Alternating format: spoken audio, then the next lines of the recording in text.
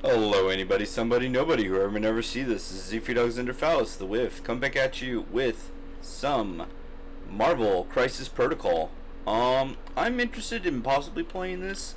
A friend of mine and coworker now, one of my supervisors, was talking about getting interested in this, and I'm possibly down to play. It's very swingy.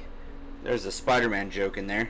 That depending on the mission and the dice, this feels way more up in the air than Warhammer is, and some characters definitely outshine others, and there's some good combinations. I think there is loads of fun to be had if they increased the crisis by up to like 10. If you made it where it's like 30, good lord. And I think that might be like, so that'd be Apocalypse version for this game, I guess, maybe, but I don't know. But I think that'd be way more fun. That'd be something I'd be down to play.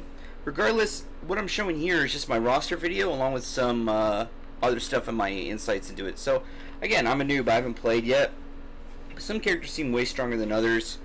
I've gone over some people's thoughts for what they think is strong. I can definitely see Ghost Spider being pretty good, but she's not on my list, along with a couple others. Hell, I ended up going for the affiliation Guardians, but I was close to just ditching the affiliation. And I was off and on giving Quinn the Power Stone, but yeah, just not super great. Anyway, for the crises, I chose for Instructor and Secure the alien ship crashes in downtown for 20, and superpower scoundrels form sinister syndicate for 20.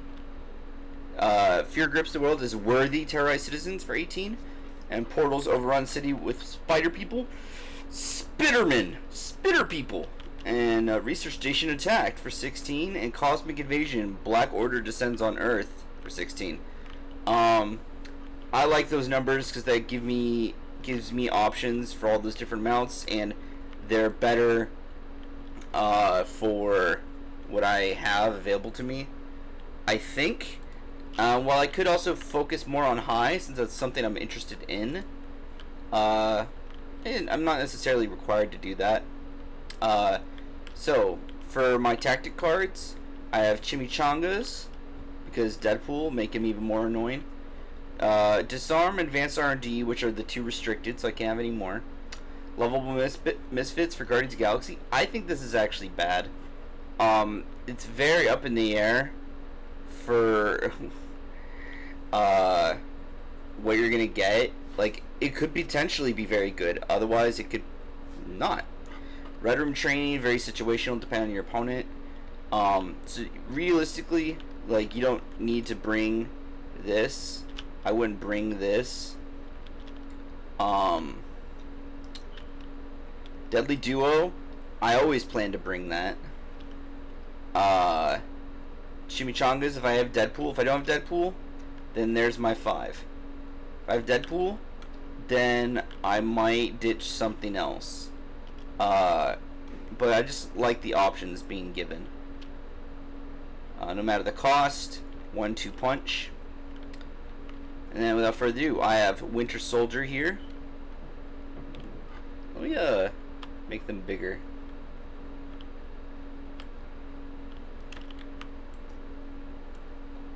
And I have Deadpool.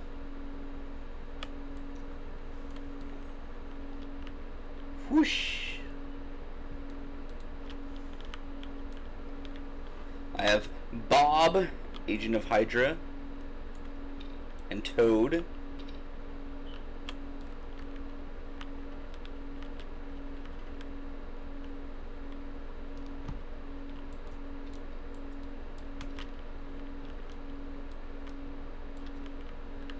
Star-Lord, of course.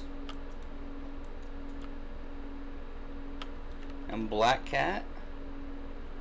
Hey, that's what I'm talking about. Although, I mean, they tried with her lips. She looks weird. Her face. Star-Lord looks really good. Kind of, a little poopy, but overall he's good. Not Black, Baron Zemo, and Rocket Raccoon. And I am just in love with Deadly Duo. Like, Deadly Duo is so strong. Maybe I'm just overstating it, but it seems so bloody nasty. But the fact that it works with Baron Zemo, so immediately perform up to 3 plasma rifle attacks. They each have to target a different character. And the plasma rifle attacks can give him more power.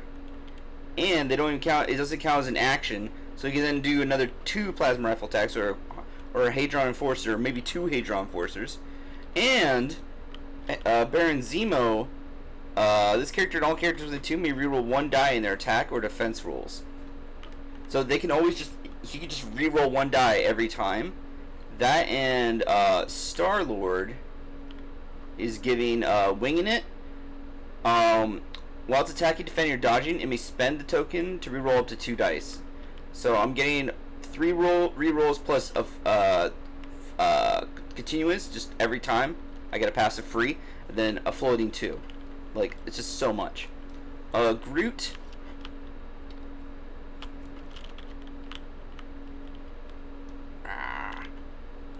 Yeah, his model's gonna be better. Groot is actually kind of bad. He's not terrible, but yeah, it's more so you take him for Rocket for Duo, and then Angela, who's a fucking menace. I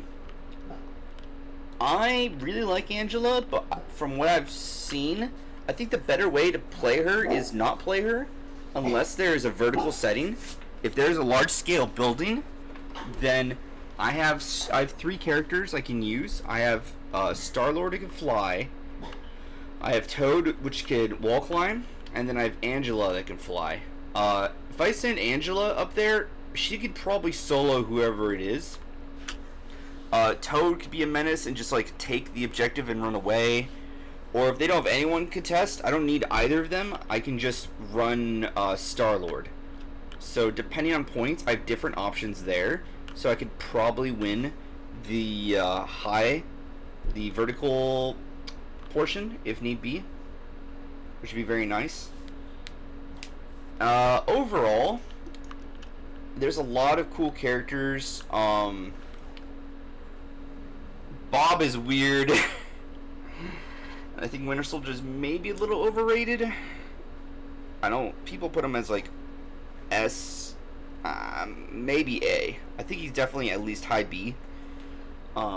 It depends on, like, for Winter Soldier, it's as long as my opponent just stays constantly there and I just slowly creep up with just other things like Hydra Tactics, etc. And I eventually get in range to do just a Red Fury while just doing assault rifle, and then I use Hydra Tactics to try to move up or something like that. Yeah. One thing is funny, it's just got your back as well. Not even Hydra Tactics, it's just got your back. And then just tons of assault rifle attacks. You just need to make sure, as long as somebody's in range, that if not 2 or 3 people, he's just going to be a menace. And then once they hurt him, he can possibly inflict Red Fury. Bob is also weird. The thing is that makes these guys a bit better is Zemo. With Zemo in range, he's just passively buffing everyone. And Zemo isn't terrible either. It's just the fact that he's also zooms. He's movement L, excuse me, and then he can do charge. So he can move, charge, which is another move and an attack. Good lord. Like, here's the map. I can spawn like here. So it's like there. There. Like, turn 1, you're in their face. Ugh. And then I can, it's like, meh. Meh. I could possibly almost go diagonal across the board. He's just zooming. He's disgusting. but it allows you to use him last and move everyone else first, or move him into a center position from cover, and then everyone else can just move like once, and he doesn't have to do his full move, just like end there, and then everyone can just move one, be in range, do their attack, etc., and he's just gonna be buffing them. Or at least it gives you the option, if you need to play castle ranged, then you can build castle ranged if you want. And if you want, you can just use them for melee as well, for your melee squad. Just, again, it gives you options, a lot of playstyle variability, depending on what your opponent might run. Now, the thing is, though, in Marvel Crisis, is you run a squad of 10, but this isn't what you actually use. This is just what you can pick from and draft from your roster. So, I then have to figure out, based on the points, because we choose three, put them together, pick one person, shuffle, and then each person picks one from, I pick one of these two that I choose, and then same for him, be it secure, extract, and then between the two, priority gets, I believe, to choose the points. I'm not sure if it's the one who gets priority or the other one. So it's like, oh, 20 points or 16 points, crisis points, and so it's like, that's what you have to build your force with.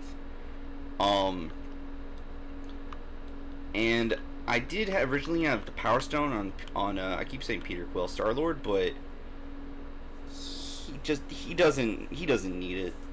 Like, he does not.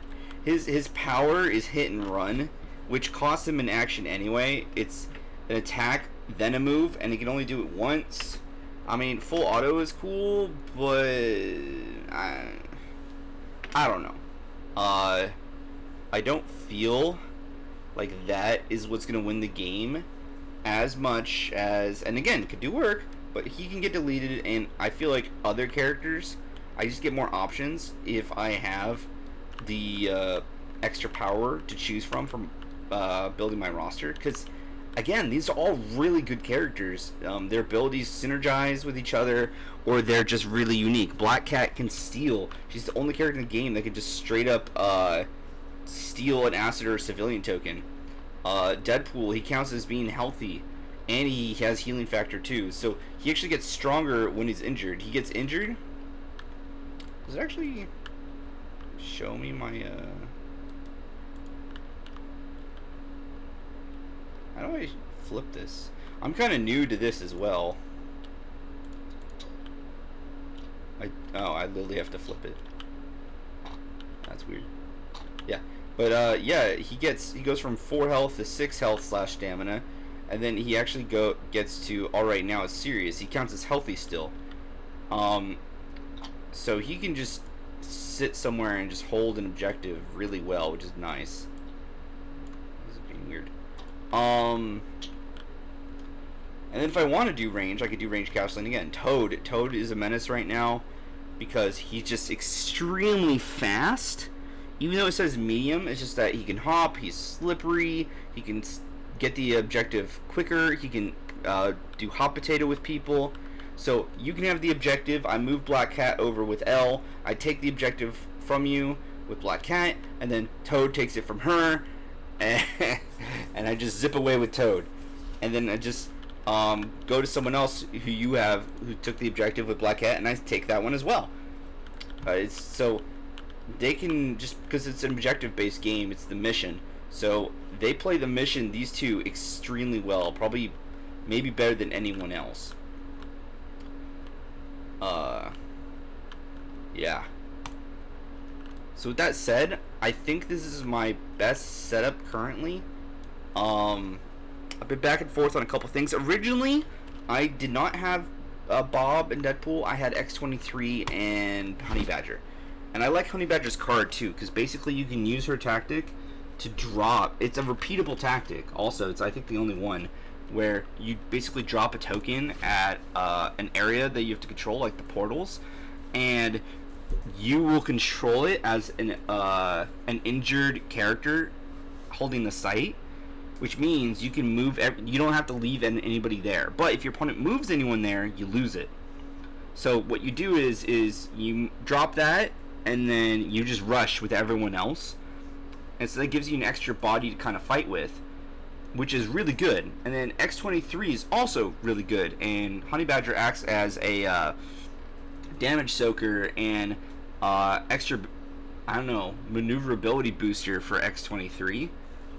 But Deadpool, for playing the mission, is better than X23. X23 is better than Deadpool for damage, generally, but then I don't really respect healing factor that much, because again, Deadpool was 4, so if he gets dealt 3 or less, then he'll heal when I activate him. But if it's less than that, I mean, if it gets 4, it doesn't matter. He gets dazed, and then he's permanently in his dazed state.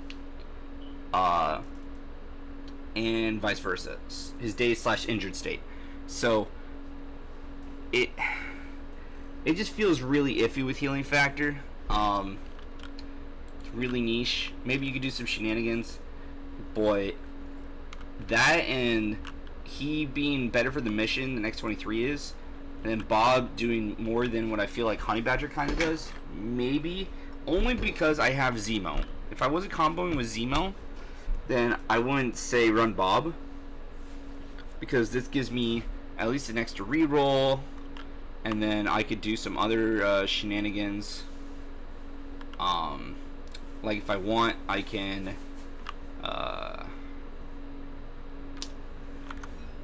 wait and eventually use, no matter the cost, yeah, to make it so he gets the extra 2 power, or I can use that for Rocket for 2 power, or I could use it for some other people to give them 3, or just get advanced R&D to give everyone 1. I originally had it with the firepower card for Bob, but again, it's very situational, and it's kind of weird, because then it's like, if your opponent's characters aren't within 3 of anyone of their allies, but his entire thing with excessive violence is them being within 2 of each other, because that way you just throw extra damage across the board. And he kind of is supposed to incentivize them to not castle. And you don't even have to play Bob. I just like him existing, so he can, as part of your roster, maybe influence your opponent to not build a castle faction against you. And if they do, then boom, you do Bob, and you can try to be a menace that way. Bob and Rocket Raccoon. And then you can even run Angela potentially, because she has a throw. I forget if she has an AoE thing. Yeah, she has cleave. Yeah. Oh no, I'm thinking of something else. Oh, but yeah, I think this is a really good setup. It fulfills all the requirements, I believe, for standardized play currently, and I think it's something I would love to check out and play. But again, if my opponent gets a card and they get the ability to choose, and we play 14, it really limits what you can do. And at the end of the day, while I think Toad is really good, insanely good for the mission, I don't think he's super fun, because you're just playing like an action monkey, and it doesn't feel like if I slap my opponent, if my opponent, trains their whole life, wins a trophy, and then I run up, steal the trophy isn't it's sentimental value or something. I don't know. It's just, he doesn't feel like he has great interaction that excites me in the game. Even Black Cat does a bit more, I feel like. I don't know. So that'd be something I struggle with, to make sure I use him when I'm supposed to use him, because he's not my play style, but he is just insanely good. Same with Black Cat. Just do some stupid shenanigans. And again, depending on what your opponent brings, you may not want to bring Black Cat. Just in the sense that if your opponent is all close range stuff, her stealth isn't going to matter. If they don't modify their dice anyway, then bad luck doesn't matter. And if they're going to be, what is it? If they can't have stuff, not stolen, but if they're high damage output and they just don't care, like, about the civilian assets and stuff, then they're just coming up to crump you. It just doesn't necessarily freaking matter. You can still run her, but I mean, it's not going to matter, so why even do it? Run something that's better in combat or tougher. So I would then, if they just are going to, like, steamroll at me with close range people, why even run Black Cat? Just run Angela. Run someone that's better in defense and better in melee. And can also fly and get away from them if they want. Because while movement L is nice, she also has L and she can fly. And so that just gives you a lot of other options. Anyway, I don't really keep going more beyond this in the video. Deadly Duo is fun with Rocket. Just the theoretical damage output is nutty. Along with just, if you do Bob and, like, Winter Soldier or some shit, all with the Zemo buff. If you castle range, I just think it's hilarious. The amount of damage you can do. It's just, mostly just Bob and Rocket. Like, good lord. It's absurdly disgusting. I just can't get over it. It's just absurd. With that said, if someone might be down to play a game with me, teach me the ropes, etc., or if you like this content, other content, like, share, subscribe, comment down below. Just love good constructive feedback. I'm gonna go to a club meeting today, relax a bit, clean. Check out my Warhammer content if you'd like. I have a lot of it, and take care. Game on, gamers.